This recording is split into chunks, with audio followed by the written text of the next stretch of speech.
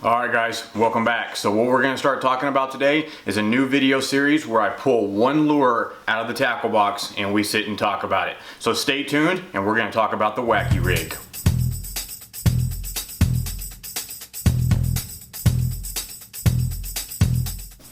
Alright guys, so one of the most popular lures that's out there right now is of course stick baits. They're going to come in all different kinds of brands. I've got a bunch of them here so I can kind of show you, but we're going to talk about the Wacky Rig.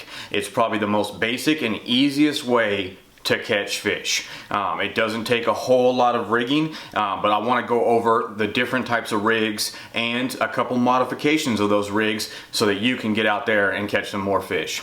Alright, so we're going to start off with probably the most popular one out there, the one that almost everybody's heard about, and that's the Gary Yamamoto. That's these guys right here. It is just a really strong lure. It's basically this little stick bait right here, and you know, you rig it right in the center and it's going to have kind of this flapping effect. And what it is about the Gary Yamamotos that makes them so great is that they are salt filled and they fall at this great pace. So they either have a really nice wiggle this way, or if you've got them rigged Texas rig, they have a really nice wiggle that way.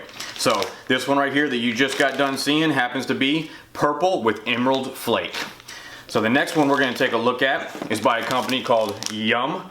Packaging just like that. They call them the dingers. This one is a 5-inch dinger in green pumpkin. And so all these baits are going to look real similar if I can get this package open. And it is probably the #1 rig people use out there. So this one right here, green pumpkin, it's a lot lighter weight than the Gary Yamamoto, so it's going to fall a lot slower in the water column. And one of the things that's unique about this one that the other one does not have is it does have a little hook slot in it. So if you decide to Texas rig it, it's got that slot so your hook can lay down inside of that. Alright, let's jump to the next brand. Of course, Bass Pro Shops. This is the tournament series. This color happens to be the color called Sure Thing, and this is 5 3/8. This is definitely the best value of all of them out there. It's a 16 pack, while the Yum Dingers are going to be a 8 pack. The Gary Yamamoto is a 10 pack. Next one on the list, this one's going to be new to me. I haven't really thrown this one a lot yet, but I have been starting to throw this product. This is called Biospawn, and it is the Exo Stick Pro right here. And this one, let's see if it'll get it in focus. This one's very unique and a lot different than the other three, whereas this bait has got all these little ridges going all the way down it. And of course it's got a really fat tail on it. I don't know how well you can see it, but it's got a really fat tail on it, so it will kind of have this swirling effect as it falls. And then of course it's got their bio scent on these as well. And so this one happens to be black and blue, and this is also 8 pack. And then of course the last one I've got here that I want to show you is this KVD, referred to as the Ocho. The reason they call it an Ocho is because it has got 8 sides to it. So if you look at it, you can tell it's got the flat side, still looks like a typical stick bait, but if you look at the end of it, it looks like a stop sign. So that's where they get the name, the Ocho, from. So, and this color right here happens to be the Amistad Special. So one thing I have in common with all my baits is they're all going to be about that kind of same color spectrum. I'm either buying some sort of black and blue flake, or like a black and purple flake, something on that darker side, or I'm buying something more around that kind of like brownish to green color, like the green pumpkin, the Okeechobee, or excuse me, the Amistad Special. Even this guy right here is half and half. It's half black and red flake and half pumpkin seed, so that's kind of a green to black flake. So let's go ahead and talk about some of the things you need to rig these guys. This right here is called a Wacky Rig tool, and it is the niftiest little thing. It's a little piece of aluminum, some of them are plastic, but it's hollow, and then it's got rubber bands down here on the end. So what that allows you to do is, let's pull one of these baits out of here. We're going to go ahead and rig up one of the Bass Pro Shop ones. And when you look at your stick baits, all of them have got, right in the center, that little band. That band kind of marks the middle of it. If you ever played with earthworms as a kid, you know exactly what I'm talking about. So what you want to do, you want to take your stick bait, you want to slide it inside of your actual Wacky Rig tool. And then once you do that, you can actually grab one of these O-rings and slide that O-ring all the way down and make sure you got it right on that band and pop that guy off. So now what you've essentially done is you've put a rubber band on the middle of that. So now you can take your Wacky hook, and there's 3 different types of Wacky hooks out there really. You have a weighted Wacky hook. I don't think that's going to come into focus. You've got a weighted Wacky hook, so it's got a little ball here. This one happens to have a little weed guard. This is by VMC. It's a 1/16 of an ounce 1/0 hook. I've also got Owner Wacky Rig hook. This one right here happens to be a size 1, and it has 2 little weed guards on it. See how well you can see that guy there. We'll do close-ups in the corner for y'all. And then of course I have got a 2/0 Wacky Rig hook with no weed guard on it whatsoever. So what's nice about this, we'll take the Owner with the weed guard. You can take the actual hook once you tie it on, and you're just going to slip it underneath that rubber band. So now, every time you get a bite, you're not tearing your soft plastic, it's pulling on that rubber band. And so one bait will last you a lot longer. And when you start looking at the prices of some of these, like Gary Yamamoto, they happen to be pricey, but they work very well. This Wacky tool and O-ring system will really save your baits and make them last the entire day. So that's a great way of doing it right there. You can use any one of those hooks. I happen to like these little Owner ones with the weed guard on them. They seem to work really, really well for me. We'll drop a picture down here in the bottom so you can see what it looks like rigged, but that's a great bait. Alright, so the next way we can rig one, let's go ahead and rig up a KVD Ocho.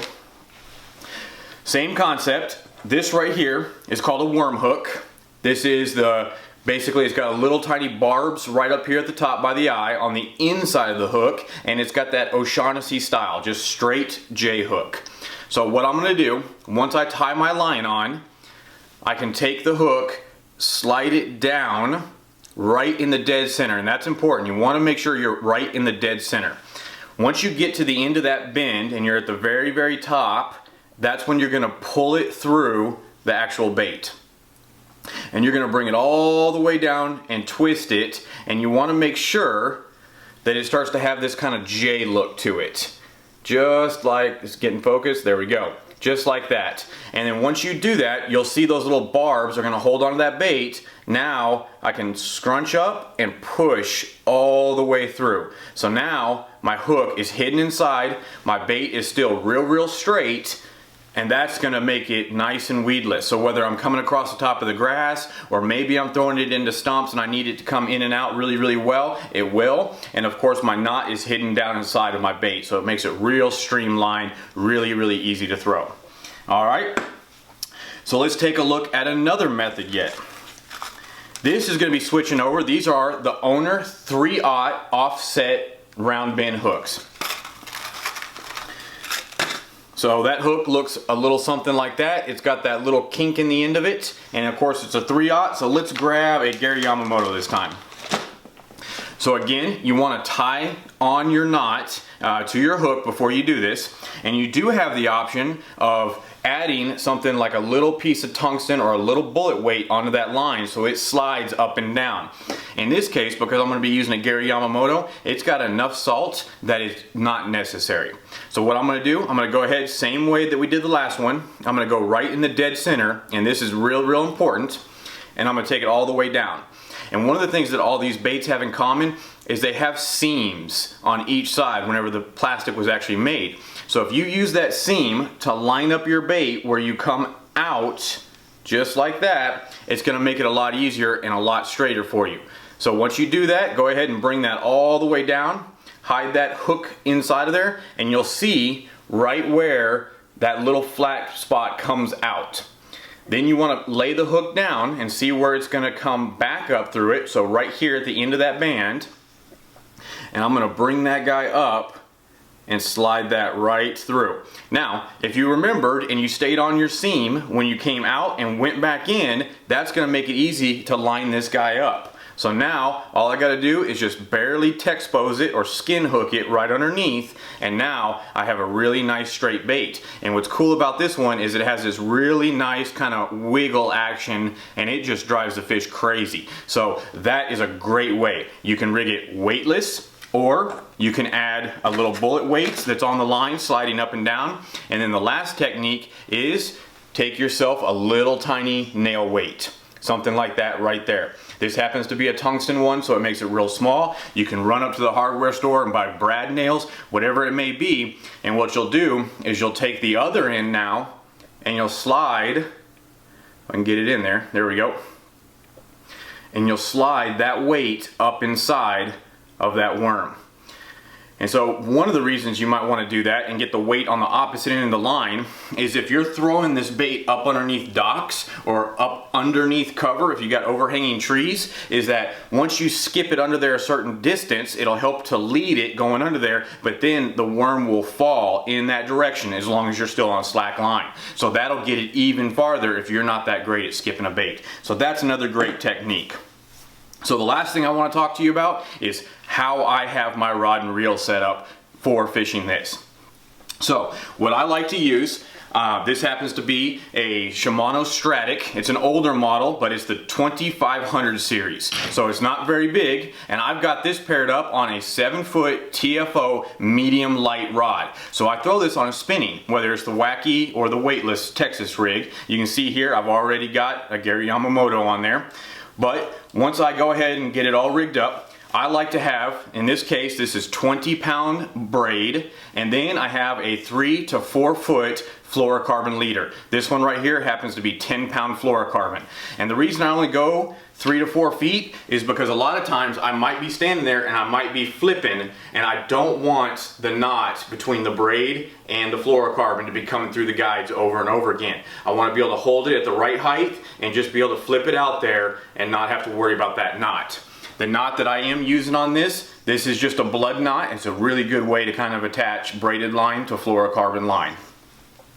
So that's a couple really handy ways. This is probably the most versatile bait that's out there, guys. There are probably 20 different ways to rig this bait, but just those couple simple ones right there is a great way to go out there and catch fish. Whether you're going to the local pond, you're going to a large lake, maybe you've got a little private pond you like to fish at that you have some access to. But what's great about this bait is it works year round, and it's a good way to catch fish. You know, so keep one of these in your arsenal. I always keep one tied on, ready to go, and it really helps. You know, when the fishing gets a little bit slower and you start to get that finesse gear out, this is kind of that in between. You definitely can throw it on a bait caster and a little bit heavier line. I just like to get that bite whenever that bite gets real tough. So if you got any questions about the way I rigged this stuff, guys, please ask questions down below. Comment down below. What's the biggest fish you've ever caught on a Wacky rig or a Texas rig straight worm? If you liked the video, give it a thumbs up. Maybe share it with one of your buddies. He or she is trying to get into fishing and they want to learn a little bit more about it. So please share. And if you want to see more videos like this, more on the tackle series, please subscribe in that bottom corner and we'll keep those videos coming for you. But until next time, guys, thanks for watching.